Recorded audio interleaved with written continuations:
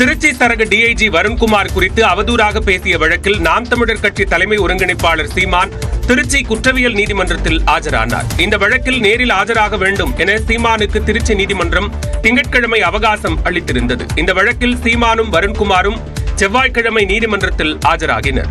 வழக்கு விசாரணைக்கு வந்தபோது வருண்குமார் தரப்பில் தாக்கல் செய்த ஆதாரங்களை தங்களுக்கு தர வேண்டும் என சீமான் தரப்பில் வாதம் முன்வைக்கப்பட்டது.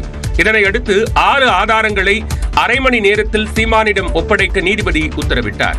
கோழி குண்டு அடிச்சு பழகினதே கோர்ட் வாசல்ல தான். உங்களுக்கு புரியுதுன்னு நினைக்கிறேன். நாங்கெல்லாம் எப்படிப்பட்ட ஆளுங்கன்னு பார்த்துங்க. ஜெயில் கட்டினதே எங்களுக்கு தான் நினைச்சேன். கோர்ட்டு கட்டினது வெள்ளக்காரன் யாரு கட்டினா? எங்களுக்கு தான். இந்த வழக்கு வரும் 29ஆம் தேதிக்கு ஒத்திவைக்கப்பட்டது. வங்கக்கடலில் நிலவி வரும் காற்றழுத்த தாழ்வு பகுதி புயலாக மாற வாய்ப்பில்லை என சென்னை வானிலை மையம் தெரிவித்துள்ளது.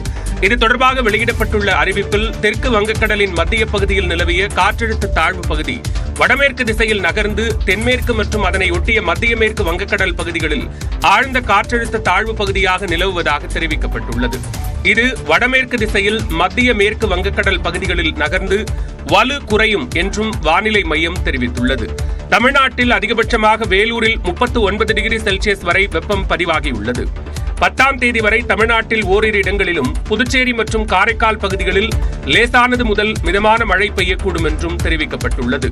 11 மற்றும் 12ஆம் தேதிகளில் இடி மின்னலுடன் கூடிய லேசானது முதல் மிதமான மழை பெய்யும் என்றும் சென்னையில் வானம் ஓரளவு மேகமூட்டத்துடன் காணப்படும் என்றும் வானிலை மையம் தெரிவித்துள்ளது.